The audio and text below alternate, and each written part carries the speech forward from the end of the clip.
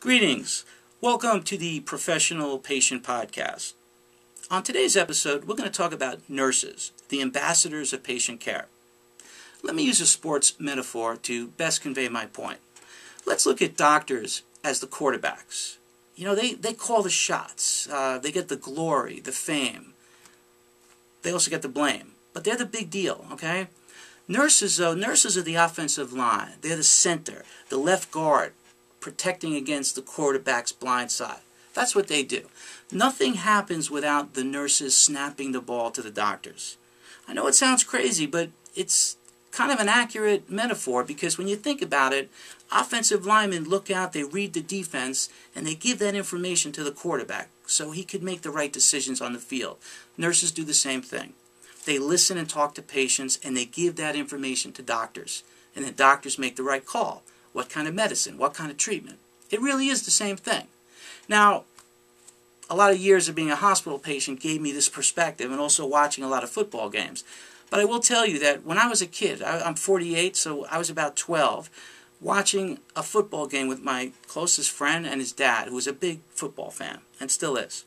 And I remember during a commercial, he said to me, "Michael, if you could pick the first player on the team, you're starting from scratch, what position would you pick?" It seemed kind of a no-brainer to me. I said, "Quarterback." He said, "No, you pick a center because the quarterback can't get the ball until the center gives it to him." It sounded pretty simple. I didn't really I was like, okay, I was very polite about it. But it's many years later, he was right. He was right. The center and the offensive line are the most important component of a football team because without them, it doesn't matter how good the quarterback is. It's the same thing with nurses and doctors. Doesn't matter how good the doctor is. The nurses are excellent. And if they're excellent, then the doctor has a chance at being a very good doctor. So keep that in mind. Now also, doctors give orders, nurses execute them. Now it sounds like a big difference, but when you think about it, a patient only sees a doctor for about 10 minutes a day if they're in the hospital. And that's not a dig at doctors. Doctors are up against so many pressures, you know, from the hospital, from the insurance company. They have many, many patients. They have private practices, so 10 or 15 minutes is really all you get as a patient. But for the 23 hours and 45 or 50 minutes that are left for the rest of the day, it's the nurses whom you interact with. And it's really incredible the way nurses handle this. Obviously, it's not one nurse. You know, they work in shifts of 4 to 6 to 8 hours. So you're going to be dealing with maybe 2, 3, or 4 nurses. And what nurses do, they take this responsibility, and towards the end of their shift, they do what's called reporting. What is that? That's when the existing nurse, the one who's there, who's about to leave, meets with the nurse who's coming in to do the next shift. That nurse sits down and goes through every patient and debriefs the new nurse. The reason why he or she does this is to ensure that there is a seamless continuity of care. So you're the patient laying in bed, and all these people are working so hard to make sure that you have continuity of care. And it's seamless, it's behind the scenes, and you probably didn't even know it would happen if I didn't tell it to you. I mean, obviously the professionals out there know about it, but patients don't understand that. I mean, nurses keep everything together. They're like the glue of the healthcare system. Now, sometimes nurses run into a problem, and this is when people talk about the nurse-to-patient ratio. Now, typically people would say to me, "Well, Michael, how many patients is a nurse responsible for?" And the way I try to convey this to regular folks, I guess, who aren't hospitalized so much, you know, think about teachers. When you have children or if you're a kid, you know, you want to have a one-on-one with your teacher. But the reality is it's usually one teacher to 20, 30, 40 kids. I guess in public schools, for me, it was like 30 kids. With nurses, it's not that bad, but it's unrealistic to think that it's going to be a one-to-one relationship. I mean, typically, it's one nurse to every 5 or 6 patients, but sometimes the ratio of patients to nurses gets overwhelming. I mean, I've been part of a situation where I've seen one nurse for 8, 9, 10, 11, even 12 patients. I mean, that's unbelievable. No matter how great that nurse is, he or she cannot provide the best care for the patient. It's dangerous. Patient safety gets compromised. quality of care gets compromised. And obviously these issues have been picked up on by nursing organizations, by hospitals, and even by states. States try to regulate this. Some states mandate that hospitals must disclose the nurse-to-patient ratio. It doesn't really do anything to mandate what it is, but it says they must disclose it. Other states, and I believe California just did this, they actually mandate specific nurse-to-patient ratios. And the way that California did it is situation-based, which makes sense. Intensive care, neonatal, well, that's going to be one nurse to every 2 patients. If it's the emergency room or a specialty, well, that's going to be one nurse to every 4 patients. And if it's a surgery patient who's then put on a medical floor, something that I'm typically familiar with after having surgery, then it's going to be one nurse for every 5 patients. So keep that in mind, because nurses face this battle all the time. What do nurses do? People always ask me, what does a nurse do? How good is a nurse? I try to explain it this way. Look, we all become what we become, usually because we watch TV and we see a cool show. Yeah, I want to be an astronaut. I want to be a teacher. Okay, I became an attorney. And I used to watch LA Law, The Practice. But practicing law wasn't as cool as those shows. I mean, I never saw Arnie Becker doing research for 6 hours. I never saw Arnie Becker canceling plans just to go to a court-appointed hearing. You get my point, okay?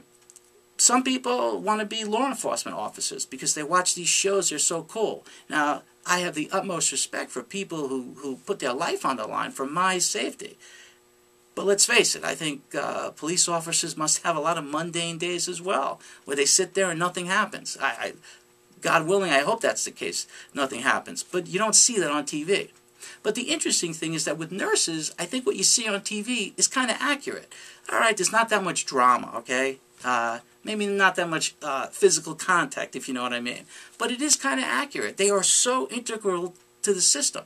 So now, when you talk about specific duties with nurses, let's go through them. Number 1, nurses are responsible for giving timely medications to their patients. Now, obviously, if they have 5, 6, 7, 8 patients, that's a lot, because patients take different medications at different times in different dosages, and then the nurse has to be responsible for actually watching the patient take the medication. They have to make sure there's no reaction, and then they have to jot everything down, because when they do report, they have to be able to explain this all. Now, another aspect of this, which I could really convey via a story, I had spine fusion surgery, back surgery, 10 years ago or so. Very difficult surgery, very painful. But what they didn't tell me was that right after the surgery, I was 100% dependent on nurses. And what I mean by this is, once I woke up and I was in pain with the medication and everything, if I wanted to move even like 2 inches on the bed, I was powerless. I was in so much pain I couldn't move. I would have to hit the buzzer. Not 1, not 2, 3 nurses would come in. And they would each take a hold of the sheet on opposite sides, and they would shimmy it to move me like an inch or 2. I mean, I felt like a horrible human being hitting the buzzer, asking them to, like, oh, I have an itch over here, or move me here. But every time I did that, they just smiled. They said, Michael, that's what we're supposed to do. That's when I started looking at nurses differently. I was like, these are like amazing people. They have to deal with all these things going on, and yet they're in here shimmying me an inch just because I hit a buzzer. Unbelievable. And they're not resentful about it. It takes a very special person to be a nurse. Now also, nurses also have to sort of play psychologist also, because they have patients who are angry, who are scared, who are homesick. Some of them may have some mental instabilities, whether it's mental illness or whether it's a temporary instability due to being hospitalized. I mean, I've seen colleagues, I've seen people I have the utmost respect for lose it in a hospital because they couldn't deal with the needles and the blood and the roommate. So it's not just, people with mental illness. It's almost everyone. So nurses have to play psychologist as well on top of all this. And then the 4th thing I could think of, there are always emergencies. Now, it's not just emergencies for their patients. They're really up for emergencies for any patients on the floor. Because, God forbid you have an emergency, you'll see 3, 4, 5 nurses converge to help. So they have to always be prepared for that. And nurses also have to write report on top of all of this. So at the end of their shift, they have to sit down and write a report on every single patient, chronicling everything, like a play-by-play of the entire day, to make sure that that patient's okay, so that the next nurse understands what happened during that shift. Just think about that. They have to do all of that, and they have to do it all basically at the same time. Incredible. Now also keep in mind that nurses do all of this. They do it to patients, but patients are people.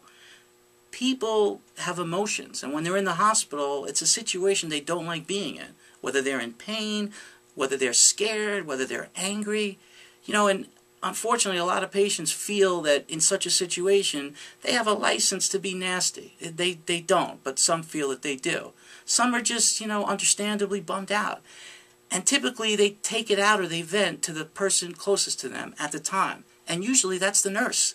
Because think about it, 23 hours and 45 or 50 minutes, the odds are a nurse is going to be there. And unfortunately, patients often, they show their worst. I mean, nurses have to look at people at their worst and smile. And they kind of look at it and say, don't worry, I understand. I often look at it as sort of like a metaphor to baseball short relievers. They come into a game, they have to get 3 outs. They just have to win. One night they give up a home run, they lose. The next night they come in, the crowd's booing. They can't even hear it. They have a short memory. They're there to do a job. Nurses are like that. It's incredible. They smile. They don't care. And obviously there's a limit to this. I mean, if people go kind of past that limit and are rude or disrespectful, that's a different ballgame altogether. No one should ever do that.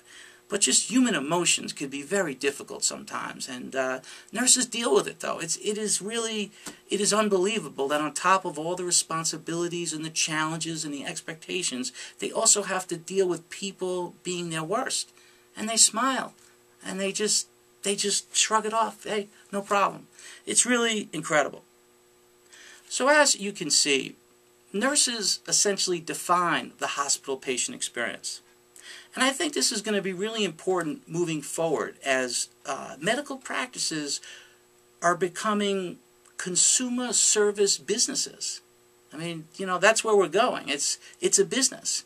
And let's face it, nurses are the most dedicated professionals, and I don't think you could find professionals who care more about their customers than nurses. And that's why I think they're the ambassadors of patient care.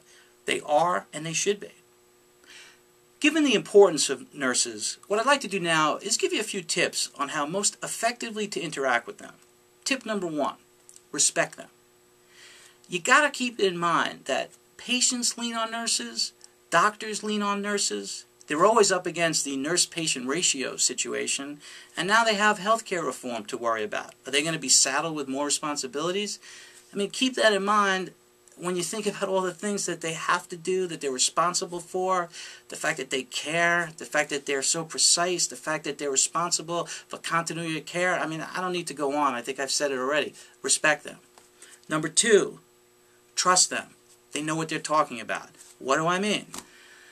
When I was a young kid and I had my first surgery, they cut my stomach open, and I was a big macho guy. Well, not big, but I was a macho guy, and I remember like maybe the 3rd or 4th day, I was trying to deal with the pain, and a very nice nurse came in and gave me a pillow, and she drew a happy face on it. I said, "What's that?" She sort of embarrassed me in front of my friends. She said to me, "That's your cough pillow." I'm like, "What are you talking about?" My friends left, and I had a cough. Oh my God. I never forgot that, because I couldn't. I almost passed out from the pain. I grabbed the pillow and I coughed.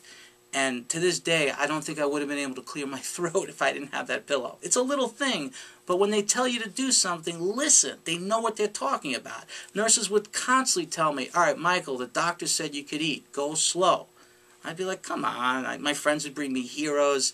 Well, a day or two later, I would be so sick, because when you have your intestines sort of, messed around with, your body reacts like you were when you were a baby. It sort of rejects food and causes a lot of problems. And I was in so much pain, but I didn't listen to them. It took me about 5 or 6 years to realize that nurses really know what they're talking about. When they give you a tip, listen.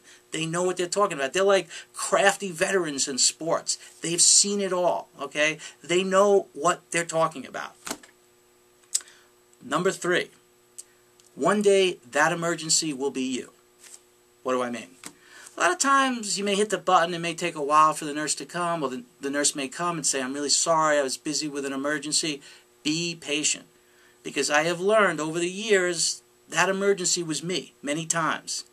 And, you know, I felt bad about times in the past that I've been sort of annoyed or impatient about nurses who kind of didn't come when they were supposed to, or seemed sort of, you know, somewhere else when they were doing some mundane task for me. They were dealing with very serious emergencies elsewhere. And unfortunately, I was that emergency many times down the road, and that could be you. So keep that in mind. Just be considerate. I mean, be considerate of other people. It's just logical. Number 4, try to make their jobs easier. Keep a notebook by your bed. I mean, look, there are things you need a nurse to come in and deal with immediately, but there are things that don't have to be done right there and then. Maybe you want to take a shower. The doctor said you could shower. You need soap, powder, this, that. Make a list. Don't make the nurse go back 25 times. One time for powder, one time for toothpaste. Just think, be considerate, have a plan. I mean, I think you will actually get more of their time if you show that you respect their time. It's a little thing, but it makes a difference. I mean, you know, we have to all sort of participate here because healthcare it's kind of broken. The only thing that's not broken about it are nurses.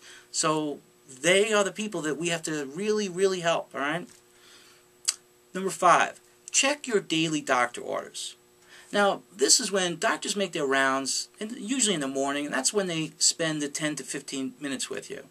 And when they talk to you, they're going to be observing you, they're going to be going over how you're healing, how you're tolerating food, medication, they're going to be talking to you about tests they're going to do, or results and medications, etc. Whatever you agree upon, you should sort of jot down, particularly if you're getting scheduled for tests, because you want to make sure that you get those tests, or if you're going to get sleeping medication or whatever. Just write everything down. And then about an hour later, go up to the nurse's station and very respectfully and politely ask the nurse if you could speak to him or her when they have a moment. And then ask them if the various things were actually, you know, discussed with the nurse and put into your chart. Because you want to make sure that the MRI, for example, that was promised to you is going to happen. I mean, no one likes staying in a hospital. So if you're there to have tests, you want to make sure that they're actually scheduled. And I'm not blaming the doctor, I'm not blaming the nurse. It's a process. It's, you know, things get lost, people make mistakes. And like I said, healthcare is broken. It really is. And nurses are the glue. So we have to help them. So just go there and just make sure. But don't step on their toes. Just say, I'm just double checking. I just want to make sure. Because what you don't want to have happen is to put a nurse in the situation of having to call doctors during the day and say, hey, what happened to these tests? How come they didn't get done? Or to have to call a doctor at 3 o'clock in the morning and say, where's this guy's sleeping medication? You know, you want to avoid that. You want to avoid putting a nurse in a situation, you know, where they got to stress out. Okay, so just double check. That's all I'm saying. But do it respectfully and not in a way that the nurse feels like you're doubting their abilities. You're just double checking because, like I said, it's a complicated system. Number 6, just say thank you. I mean, I know it's their job, but everybody likes having acknowledgement of how hard they work. You know, and nurses also care so much about you. So just say thank you. I think they will appreciate it and you'll have a much better hospital stay. So now's where I thank you for watching. I appreciate you spending the time, and if you have any questions or comments, please feel free to contact me. Thank you.